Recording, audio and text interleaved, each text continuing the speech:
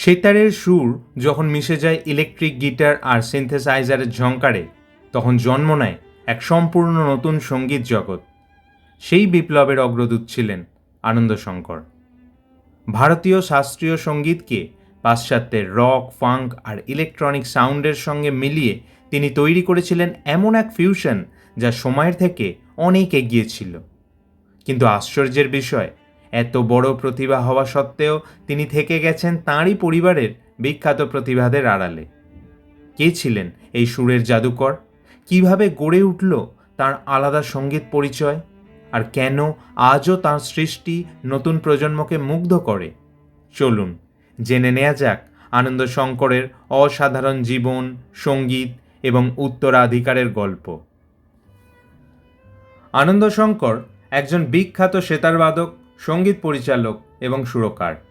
তিনি সেতারের মতো চিরাচরিত বাদ্যযন্ত্রের পাশাপাশি মুখ সিনথেসাইজার এবং ইলেকট্রনিক যন্ত্রের ব্যবহার করতেন। সঙ্গীতের জগতে তার সবচেয়ে বড় অবদান হল যে তিনি পাশ্চাত্য রক বা ফাঙ্ক মিউজিকের সঙ্গে ভারতীয় শাস্ত্রীয় সঙ্গীতের সংমিশ্রণ ঘটিয়ে এক নতুন ধারার সঙ্গীত সৃষ্টি করেছিলেন। এই ধরনের কাজ করার জন্য তাঁকে ইন্দো ফাঙ্ক বা ইন্দো ওয়েস্টার্ন ফিউশন সঙ্গীত ধারার অন্যতম পথিকৃৎ বলে মনে করা হয়। তিনি মূলত এই সঙ্গীত ফিউশনের অগ্রদূত হিসাবে বিপুল জনপ্রিয়তা অর্জন করেছিলেন। এছাড়া তিনি কিছু সিনেমায় সঙ্গীত পরিচালনার কাজও করেছিলেন। 1942 সালের 11ই ডিসেম্বর উত্তরপ্রদেশের আলমোড়ায় বিখ্যাত শঙ্কর পরিবারে আনন্দ শঙ্করের জন্ম হয়। এই শঙ্কর পরিবারের সদস্যরা ভারতীয় সংস্কৃতিকে বিশ্ব দরবারে তুলে ধরেছিলেন।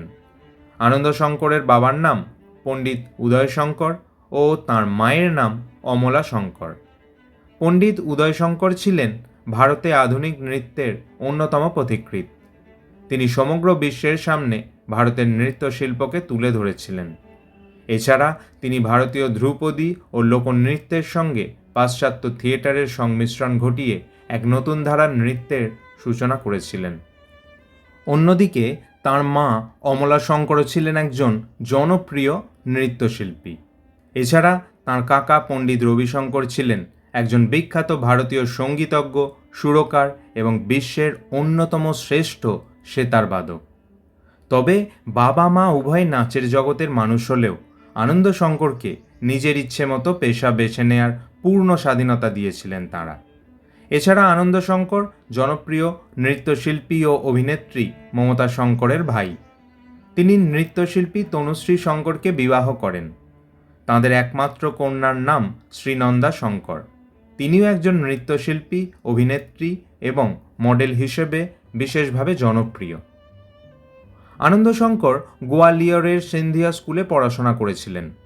ছোট থেকে শিল্প, নৃত্য, সঙ্গীত সমন্বিত এক শৈল্পিক পরিবেশে বড় হওয়া আনন্দ শঙ্করের সুরের প্রতি একটা তীব্র আকর্ষণ ছিল। নিজের পরিবারে বিখ্যাত এবং প্রতিভাবান ব্যক্তিত্বদের সাথে বেড়ে ওঠার চাপ সত্ত্বেও তিনি তাঁর নিজস্ব একটি ধারা তৈরি করেছিলেন। তিনি তাঁর কাকা রবিশঙ্করের কাছে সুরের প্রাথমিক শিক্ষা নেওয়া শুরু করেছিলেন। তবে রবিশঙ্কর এতটাই ব্যস্ত ছিলেন যে তিনি তাঁকে ক্যাসেটের মাধ্যমে সঙ্গীত শেখাতেন। এরপর তাঁর কাকা তাঁকে আলী আকবরের কাছে পাঠিয়েছিলেন। এরপর তিনি বেনারস হিন্দু বিশ্ববিদ্যালয়ে পড়াশোনা করার সময় বিখ্যাত সঙ্গীতজ্ঞ ডক্টর লালমণি মিশ্রের কাছে সেতার বাজানোর দীর্ঘ তালিম নিয়েছিলেন। এই শিক্ষা তাঁর জীবনে গুরুত্বপূর্ণ প্রভাব বিস্তার করেছিল। 1960-এর দশকের শেষের দিকে আনন্দ শঙ্কর তাঁর কাকার সঙ্গে আমেরিকায় থাকতেন। সেই সময় তিনি সমসাময়িক বহু জনপ্রিয় সঙ্গীত শিল্পীর সঙ্গীত পরিবেশন দেখে অভিভূত হন। আমেরিকায় থাকাকালীন তিনি কিংবদন্তি রেকর্ডিং শিল্পী এবং অসাধারণ গিটারিস্ট জিমি হেন্ড্রিক্সের সঙ্গে দেখা করেন। হেন্ড্রিক্স আনন্দ শঙ্করের সেতারের সুর শুনে দারুণ মুগ্ধ হয়েছিলেন। তারপর তাঁদের মধ্যে বন্ধুত্বের সম্পর্ক গড়ে ওঠে। কথিত আছে তাঁরা একসাথে একটি হোটেলে গিয়ে এক সপ্তাহেরও বেশি সময় ধরে জ্যাম সেশন চালিয়ে যান। সেখানে আনন্দ শঙ্কর সেতার বাজাতেন এবং হেন্ড্রিক্স তাঁর ইলেকট্রিক গিটারে সেই সুরের সাথে তাল মেলাতেন। এই সময় আনন্দ শঙ্কর জিমি হেন্ড্রিক্সের সাথে একজোট হয়ে বেশ কয়েকটি নতুন সুর সৃষ্টি করেন। হেন্ড্রিক্স আনন্দ শঙ্করের সুরের দ্বারা এতটাই প্রভাবিত হয়েছিলেন যে তিনি ভারতীয় স্টাইলে সুর করা শুরু করেছিলেন। এরপর হেন্ড্রিক্স এই তরুণ সঙ্গীত শিল্পীকে একসাথে একটি অ্যালবাম তৈরি করার প্রস্তাব দিলেও তিনি তা প্রত্যাখ্যান করেছিলেন। আসলে তিনি চাইতেন যে জীবনের প্রথম অ্যালবামটি তিনি একক প্রচেষ্টায় প্রকাশ করবেন। 1 বছরেরও বেশি সময় ধরে মার্কিন যুক্তরাষ্ট্রে থাকার পর তিনি কলকাতায় ফিরে আসেন। এরপর তিনি সুরের ওপর বিভিন্ন পরীক্ষা নিরীক্ষা শুরু করেন। পাশ্চাত্য ও প্রাচ্যের সুরের ধারা মিশিয়ে তিনি তৈরি করেন ফিউশন সঙ্গীত। এরপর আনন্দ শঙ্কর 1970 সালে রিপ্রাইজ রেকর্ডস থেকে আনন্দ শঙ্কর নামক অ্যালবামটি প্রকাশ করেছিলেন। বিখ্যাত এই অ্যালবামে মূল ভারতীয় ধ্রুপদী সঙ্গীতের সঙ্গে বিশ্বখ্যাত ব্যান্ড দ্য রোলিং স্টোনসের জাম্পিং জ্যাক ফ্ল্যাশ নামক জনপ্রিয় গানটি ছিল। এই গানটি আনন্দ শঙ্কর সেতার এবং মুখ সিনথেসাইজারের মাধ্যমে ফিউশন স্টাইলে পরিবেশন করেছিলেন, যা সেই সময় ভারতীয় সঙ্গীতশিল্পী হিসেবে এক বৈপ্লবিক পদক্ষেপ ছিল। এছাড়া দ্য ডোরস ব্যান্ডের লাইট মাই ফায়ার গানটিও ছিল এই অ্যালবামে। এই অ্যালবামটিতে ভারতীয় শাস্ত্রীয় সঙ্গীতের সাথে পাশ্চাত্যের রক এবং ইলেকট্রনিক মিউজিকের ফিউশন ছিল, তাই এই অ্যালবামকে ইস্ট ওয়েস্ট ফিউশনের একটি অন্যতম সেরা কাজ হিসাবে গণ্য করা হয়। এছাড়া এই অ্যালবামে ছিল পশ্চিমা psychedelic rock, funk, folk, electronic এবং হিন্দুস্তানি ধ্রুপদী সঙ্গীতের এক মনোমুগ্ধকর মিলন।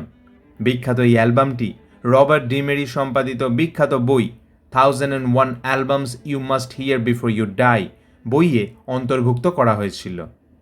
এই অ্যালবামটি পশ্চিমা বিশ্বে যথেষ্ট পরিমাণে সমাদৃত হলেও বিশ্বজুড়ে দারুণ সাফল্য অর্জন করতে পারেনি।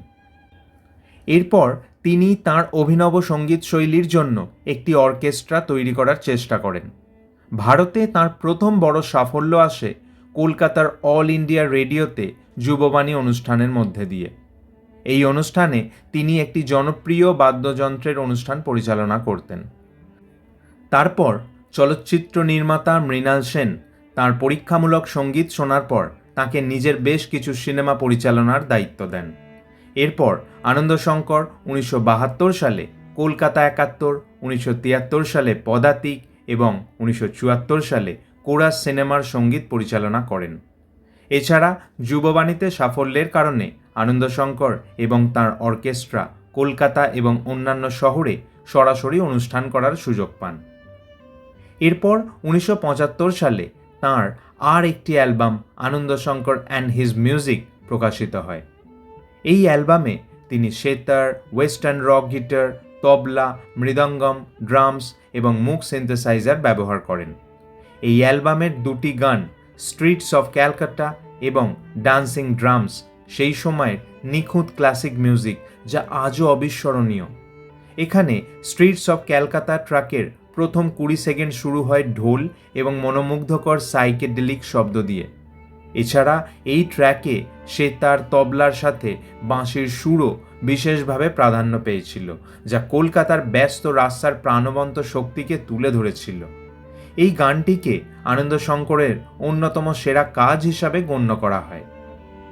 তারপর তিনি 1977 সালে মিসিং ইউ অ্যালবামটি ইন্ডিয়ান ক্লাসিক্যাল অ্যালবাম হিসাবে প্রকাশ করেন। এখানে 7টি ট্র্যাক ছিল। এই অ্যালবামটি আনন্দ শঙ্কর তাঁর বাবা উদয় শঙ্করকে উৎসর্গ করেন। এরপর 1978 সালে আনন্দ শঙ্করের আ মিউজিক্যাল ডিসকভারি অফ ইন্ডিয়া নামক অ্যালবামটি প্রকাশিত হয়।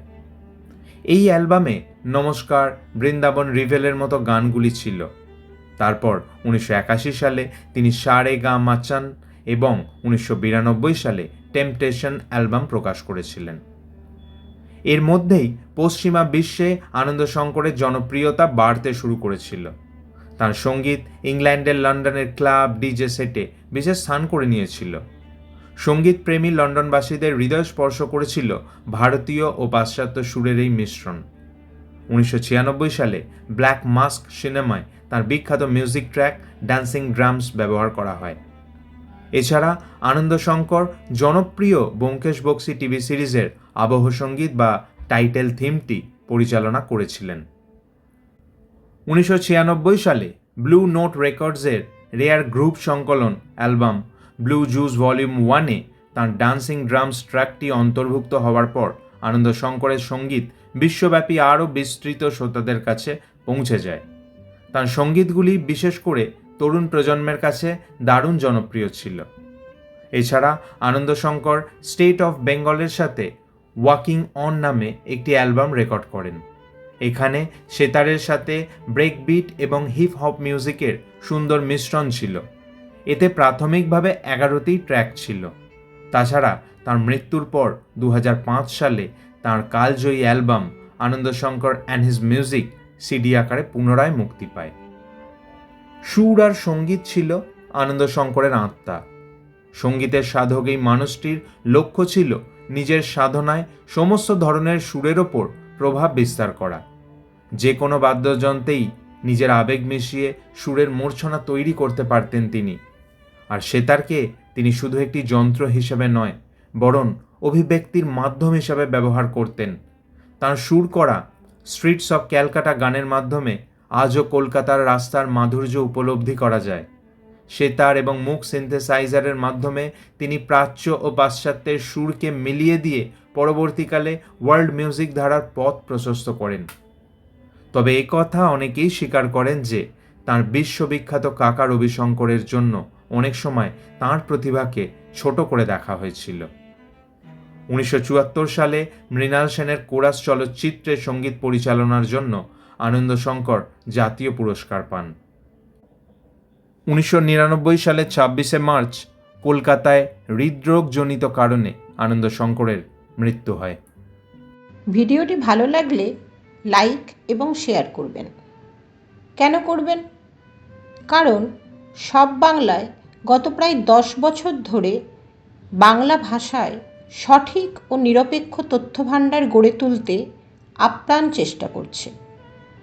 সস্তায় জনপ্রিয় হওয়ার মতো ভিডিও সব বাংলায় বানায় না। অনেক পড়াশোনা করে বাঙালির জন্য বানায় এই সমস্ত ভিডিও। আগামী প্রজন্মের জন্য বাংলা ভাষাকে বাঁচিয়ে রাখার জন্য এই ধরনের কাজে আপনার একটি লাইক ও শেয়ার মূল্যবান। কারণ এভাবেই আমরা প্রমাণ করতে পারি সস্তার জনপ্রিয়তা নয়, বাঙালি সুস্থ সংস্কৃতির পাশে চিরকাল ছিল, আছে, থাকবে।